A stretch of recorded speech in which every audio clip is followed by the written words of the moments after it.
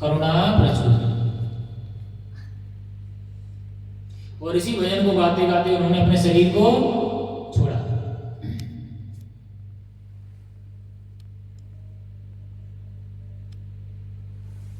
और आज की और ये कथा क्या है?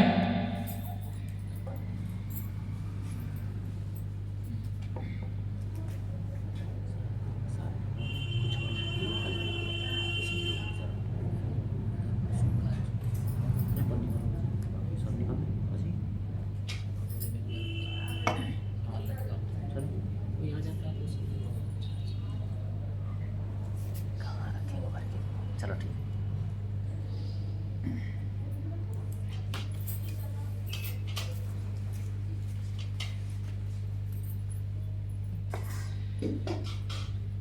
आज के दिन भगवान कृष्ण ने रास लीला का आयोजन किया है। कहते हैं भगवान कृष्ण की लीलाएं जो हैं वो साधारण नहीं है और भौतिक जगत की भौतिक घटनाओं की तरह भी नहीं है। भगवान कृष्ण कहते हैं जन्म कर्म च मे दिव्यम, मेरे जन्म और कर्म दोनों ही दिव्य हैं।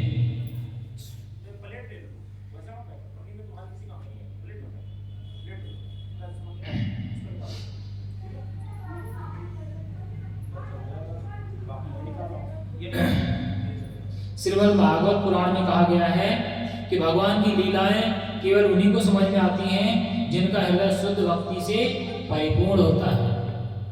अन्यथा तो लोग कहते हैं कि भगवान की 16,108 पत्नियां थी, हमारी एक से अधिक हो जाएंगी तो कौन सी आपत्ति है।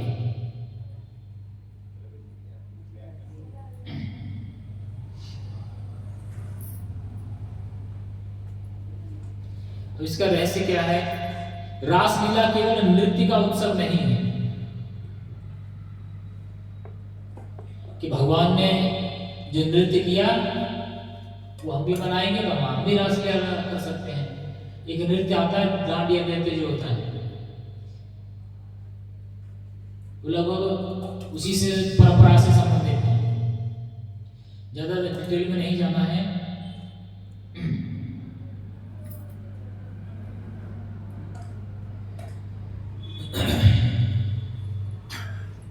तो जो भगवान की जो रास लीला है उसका सार क्या है? उसका उद्देश्य है आत्मा और परमात्मा का मिलन। जो आत्माएं हजारों करोड़ों वर्ष से भगवान की प्रतीक्षा कर रहे हैं, उन आत्माओं का उस परमपिता भगवान कृष्ण से मिलना ही रास लीला है।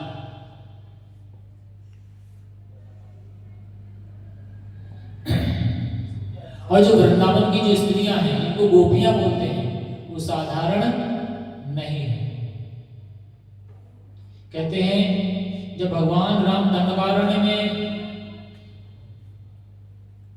अपना समय बिता रहे थे तो बहुत सारे संत एक साथ भगवान के दर्शन करने आए। एक तो नहीं, अनगिनत। वो इसीलिए वहां रुके थे कि वो संतों के कहने के लिए वो संतों के दर्शन कर सके, लेकिन उद्देश्य कुछ और ही था कि संत उनके दर्शन कर पाए। इसलिए भगवान राज्य सुख त्याग कर वन को गए।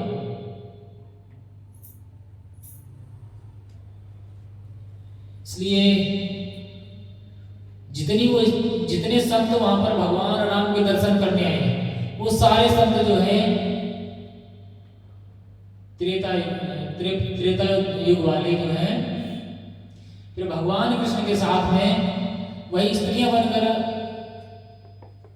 प्रकट हुई और वही उनकी रासलीला में सहभागी बने।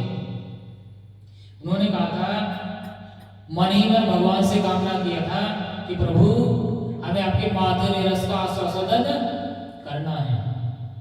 तो भगवान ने भी उन्हें मौन स्वीकृति प्रदान करते हुए कहा था कि इस अवतार में तो ये संभव नहीं है, जब मैं कृष्ण अवतार धारण करूंगा तब आपकी इच्छा अवश्य पूर्ण करूंगा।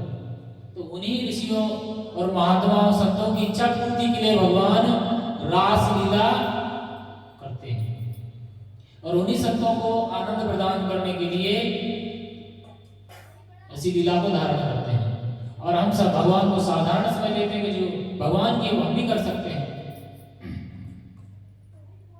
लेकिन ऐसा करना मूर्खता के अलावा और कुछ नहीं है। भगवान ने और भी कुछ किया है, वो क्यों नहीं करना है? ये तो लीला समझ लिया कि भगवान ने विवाह किया है तो हम भी विवाह कर लें। भगवान ने गोवर्धन उठाया, तुम भी उठा लो एक आध क्विंटल भजन, खड़े रहो 2-4 घंटे।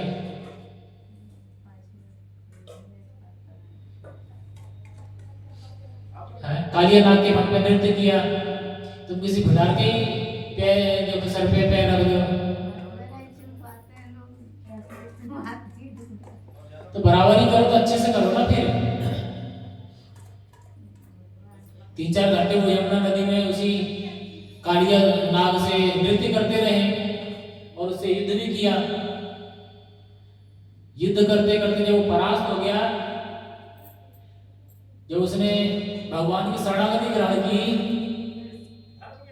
तभी वो उसके पर में सवार होकर नृत्य किया। वो तो कुछ नहीं करना है, बस ब्लेम लगाना है फ्री में।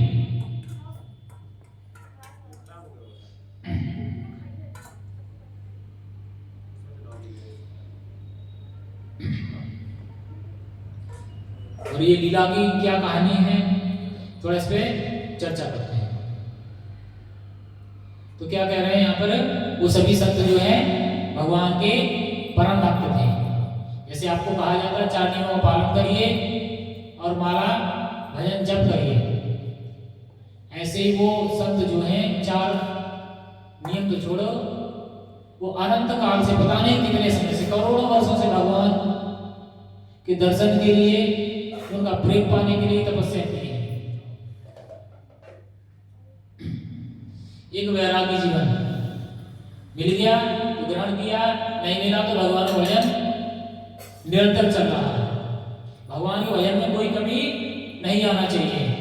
भोजन पानी में कमी आ जाए उसका उन्हें कोई कष्ट नहीं।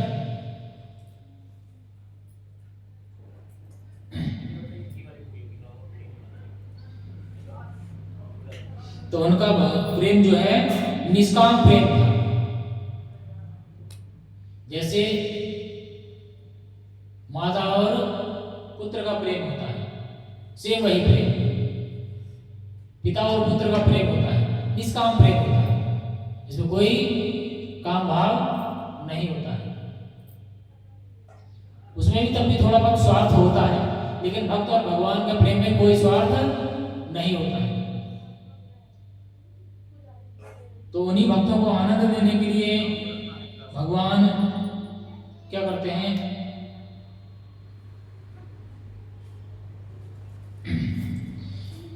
आज के दिन जब आकाश में पूर्ण चंद्र उदय हुआ तो भगवान क्या करते हैं, यमुना तट पर पहुंचकर कुंज वन में जाते हैं। जैसे आपने देखा होगा बाहर बहुत ठंडी ठंडी हवा चलती है, हम लोग क्या करते हैं, घर में दुबक जाते हैं।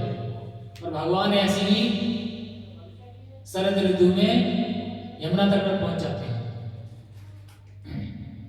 वहां ऐसा क्यों करते हैं, उसका 2 दृष्टिकोण है कि केवल भक्त ही उनके दर्शन कर पाए उस स्वरूप के, कोई साधारण नहीं। और जो कलुषित बुद्धि के जो लोग हैं वो क्या कहेंगे कि गलत काम छुपके होता है, लेकिन ऐसा बिल्कुल भी नहीं है। वो चाहते थे कि भगवान का जो सुंदर और सौम्य स्वरूप है उसका दर्शन केवल उनके भक्त ही करें। इसलिए उन्होंने संकेत स्वरूप में क्या किया, वहीं पर जाकर जो बंसी है उनकी मधुर तान छेड़ दी। जब वो बंसी बजाना शुरू किए तो गोपियों ने जैसे ही उस बंसी की आवाज सुनी, उन्हें पता लग गया कि स्वामी हमें याद कर रहे हैं, हमें उनकी सेवा में पहुंचना चाहिए। तो ये सारी गोपियां जब भगवान की दिव्य पुकार सुनती हैं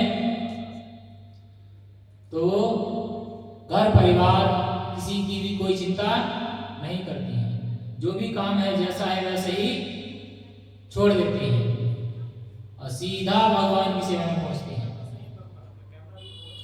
इससे हमें क्या शिक्षा मिलती है?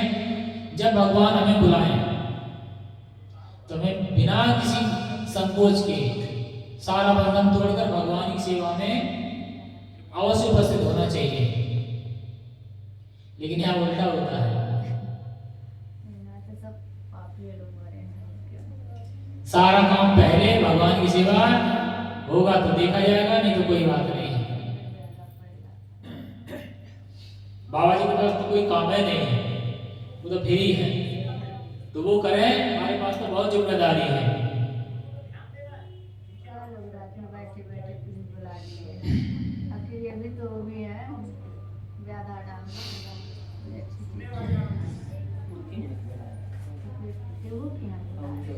वर्ष भर अनेक अवसरों पर भगवान कृष्ण की रास लीला का स्मरण और उत्सव मनाया जाता है। रास यात्रा भी उन्हीं दिव्य उत्सवों में से एक है। कार्तिक मास को दामोदर मास कहा जाता है। ये भगवान श्री कृष्ण को अत्यंत प्रिय है और इस मास की पूर्णिमा जो है वो शरद ऋतु की पूर्णिमा होती है। उस दिन पुनः रासलीला का आयोजन होता है।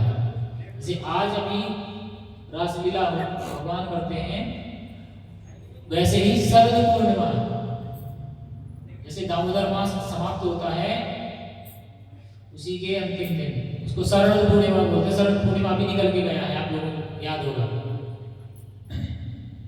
तो उस समय भगवान रासलीला का आयोजन करते हैं। किसको, किसके लिए?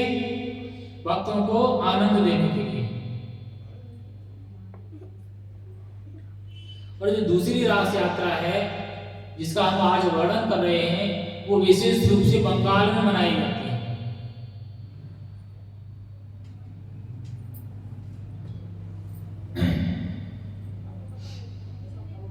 और इसको बड़े उत्साह और श्रद्धा के साथ मनाया जाता है। जबकि पहली रास यात्रा जो है वृंदावन में सबसे अधिक प्रचलित है। जो शरद ऋतु वाली, जो शरद पूर्णिमा वाली जो रासलीला है वो सबसे ज्यादा प्रचलित है वृंदावन में, उसी को मनाया जाता है। लेकिन ये जो माघ मास वाली जो रासलीला है विशेषकर बंगाल में मनाई जाती है, उसी को उत्सव के रूप में मनाते हैं। इस दिन क्या होता है? इस दिन भक्त विशेष रूप से श्री श्री राधा कृष्ण की मूर्ति, जो उनका विग्रह स्वरूप है, उनको पूर्ण विधि विधान से पूजन और अर्चन करते हैं। उनको सुंदर वस्त्र धारण कराते हैं और अनेक प्रकार के पुष्पों से अलंकृत करते हैं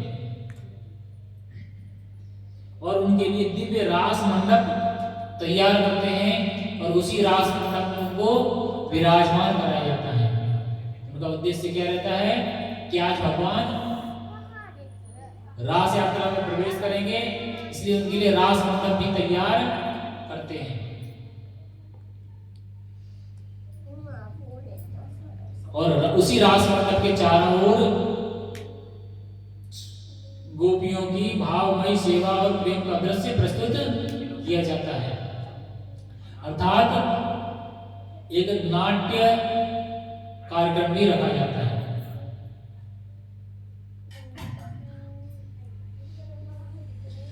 इस दृश्य से हमें क्या स्मरण करता है? इस जो दृश्य है, आज का जो दिन है, उससे हमें स्मरण मिलता है कि भगवान के चारों ओर शुद्ध प्रेम ही सर्वोच्च स्थान रखता है। जो शुद्ध भक्त हैं वही भगवान की सेवा में जा सकते हैं। अन्य हम और कोई विचार करते रहे तो भगवान की सेवा करके हम लाभ प्राप्त कर सकते हैं, लेकिन शुद्ध प्रेम जो है वो नहीं प्राप्त कर सकते। शुद्ध प्रेम प्राप्त करेंगे तभी हम भगवान की सेवा कर सकते हैं।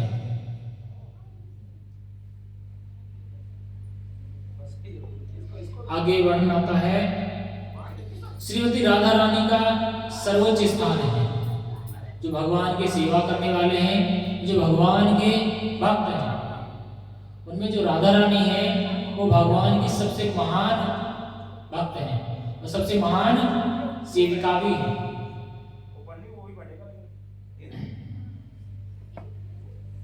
और इसीलिए रासलीला में श्रीमती राधा रानी का स्थान सर्वोच्च स्थान माना जाता है। जो जितना शुद्ध होगा वो उतना ही भगवान के निकट जा सकता है। ये भगवान के आनंद की मूर्ति है और भगवान श्री कृष्ण की आराधनीय शक्ति है।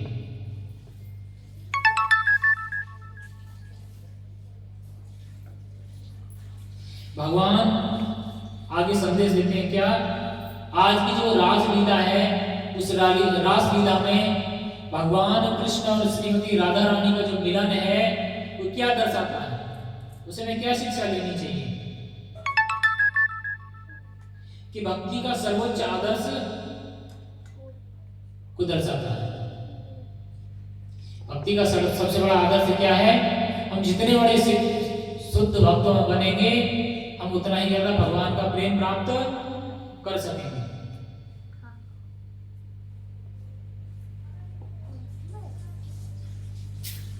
भगवान कृष्ण की एक और मधुर लीला है, वो है वसंत रास लीला, जो लीला वसंत ऋतु में संपन्न होती है।